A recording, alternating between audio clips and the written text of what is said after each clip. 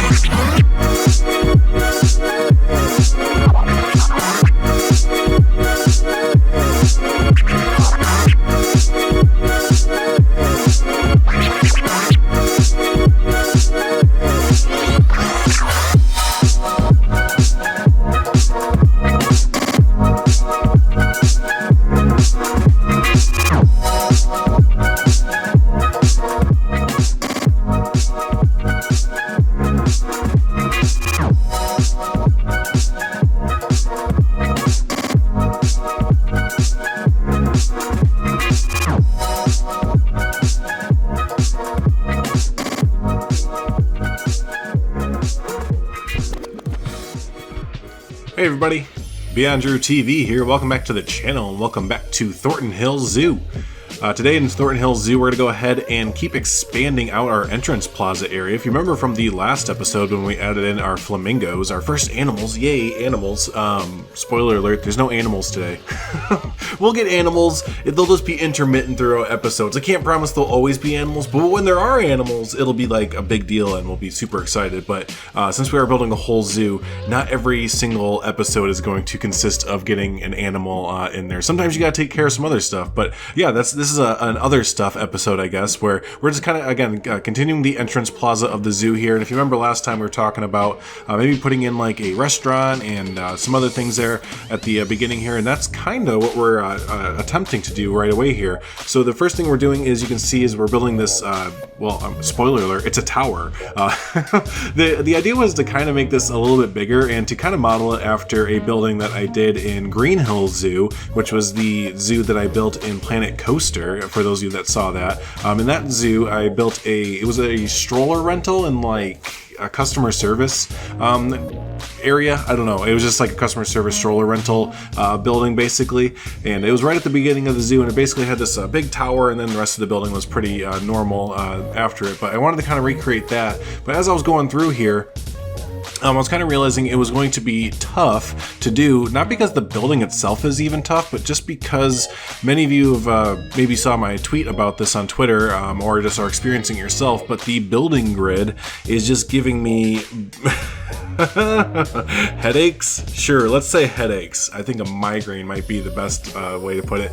I don't want to be ranty in this episode. I'm sure I'm going to get ranty and not talk about what's going on screen, but I'll try not to. But I've just been kind of disheartened over the last day or so of building in Thornton Hills Zoo, because I would have a lot more done right now if I wasn't affected by this grid bug, this building grid bug, where, if you don't know what it is, basically if you turn off 4-meter grid and go down to 2-meter grid, the whole grid system gets confused as heck, doesn't know what's going on, and starts putting walls on random grid lines, and just, it makes building not on the 4-meter grid impossible, basically. And we were having a lot of the same issues in the beta, and it's just unfortunate because it seems that those same issues are still there. But again, I'm not going to rant about that too much, because I'm sure Frontier knows about it. They do know about it. They're going to fix it, hopefully. Oh, please, hopefully, very soon there. So let's talk about what's going on screen. So, like I said, that tower idea there, it was going to be a building originally, but again, it kind of just turned into these 2 towers.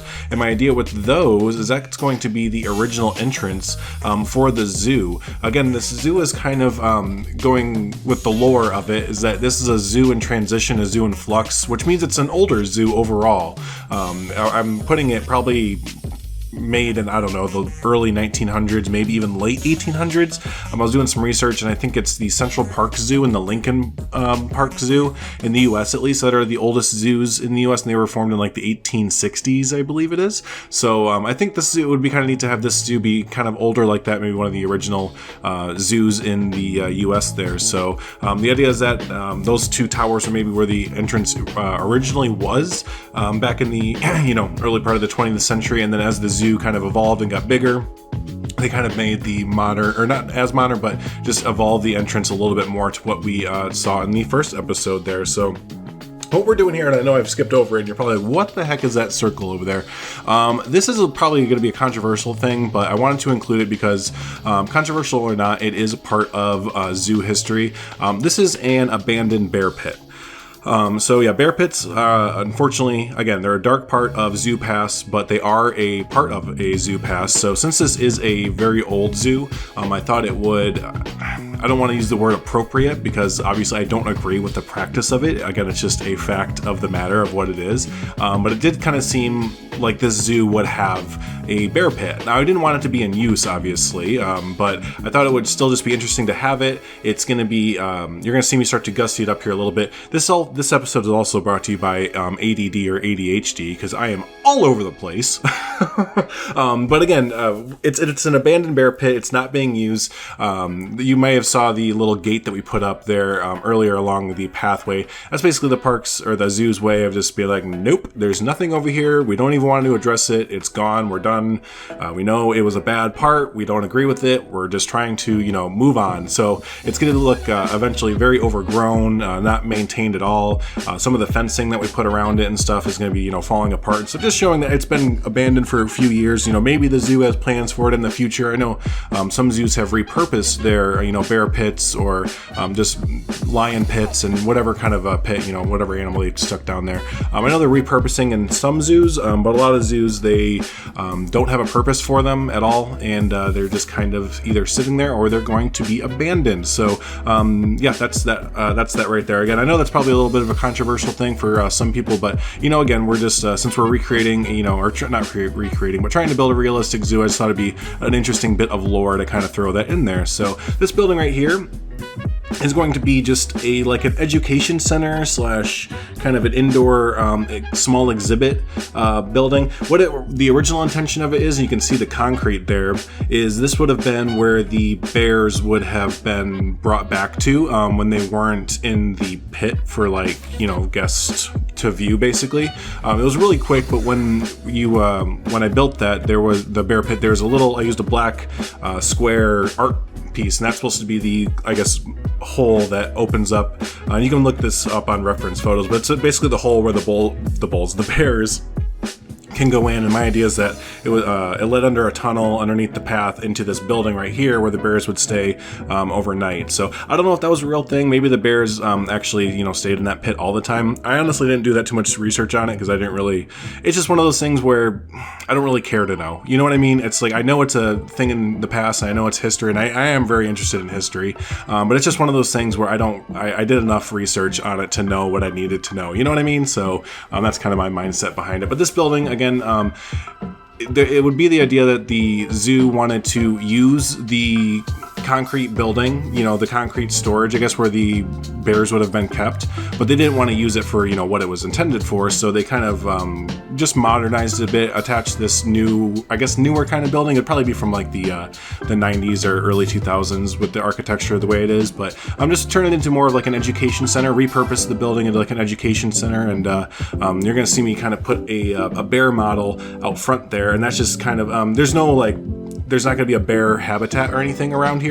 It's just kind of to, pay homage or pay tribute to the fact that there was a bear pit here. We know it was bad, but we have this new building that's kind of showing the future of the zoo and how we, have this new outlook on animals and care and everything like that. And here's this bear statue kind of just commemorating or whatever you want to say for all the bears that had to go through that and stuff like that.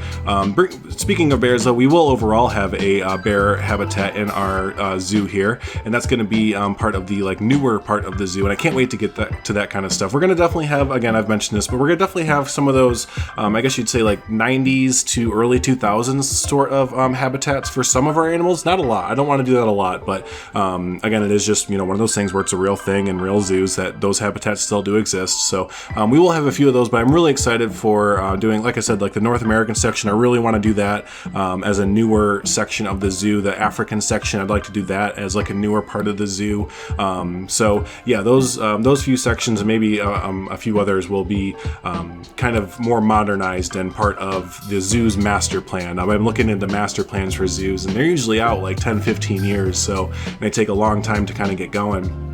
But yeah, for this zoo's quote-unquote master plan, let's say that there's a few projects that have already been completed and a few that are kind of in flux there. So here we are kind of gussing up that, or not gussing, I guess making it look more abandoned, the bear pit area there. So that was really easy to do this just because of the amount of foliage we have in the game. Oh my gosh, I mean, I know I was ranting about the bugs that we have right now in the game, but have to give Frontier all the credit in the world for the just sheer amount of foliage that we have, and it was made easy to kind of just make this area look really, like it hasn't been touched or even thought about for over a decade or something like that. So there you go. There's all the abandoned stuff there. So but overall, I'm trying to think, that is pretty much it. The rest of the episode is oh no, it's not. Oh my gosh, we haven't even put in there we go. I kind of forgot about half the episode there that we put in a food area there. So here's the last shop / like I said, food court or restaurant. It's going to be kind of a multi-purpose building there for the most part. But this is the last building that's going to finish out the main entrance area there. And the overall style is just trying to keep that same style that we have from across the way with the gift shop area, but also trying to give it its own style as well. I want this whole main entrance area to just really flow together and feel, as it was kind of built up as one there. So the overall feel of the entrance area, I feel like it would, speaking of zoo master plans and stuff like that, I feel like the entranceway would probably be the next area to get a facelift. Probably because a lot of the buildings are, they are great looking architecturally and old and stuff like that, but I think that they would kind of come through and modernize a lot of them. Just the way that the style looks, I don't know, just the way I'm looking at zoos and like their master plans and how they're modernizing everything. A lot of the older zoos are, they're still using the base of the architecture that's there for these older buildings, but they're just kind of gussing up and just bringing them up to a modern time. So I feel like this plaza would be the next thing in the zoo's master plan to kind of get an update there. So, but hey, overall, that again, that kind of wraps up the entrance plaza, and we're going to be making our way down towards the older part of the zoo where the towers are and that education center and stuff like that. Again, my head is that going down that way is kind of the older part of the zoo, and up over where the flamingos are and off to the lake is kind of where the newer parts of the zoo are. So we'll kind of probably work towards the older part of the zoo. At least that's where my head is at as of recording this. And we'll put in some kind of 90s / early 2000s style kind of habitats, I think. So yeah, so there we go. But I'm going to go ahead and leave you all there. The episode is basically wrapped up for that there. So hey, if this is your first time hanging out with us, don't forget to hit the subscribe button. It helps you keep up to date with the video and everything like that to get uploaded on the channel. And sorry, my cat is distracting me. I probably sound like I'm just spammering. My cat is over here trying to get my attention like crazy. Anyways, I gotta go give my cat some attention. My IRL animal needs some attention, not just my zoo animals there. So hey, thanks so much everyone for hanging out. I appreciate it as always. And until the next episode of Thornton Hills Zoo, have a good one. Okay, Mr. Bruce, I'll come and hang out with you. Come on.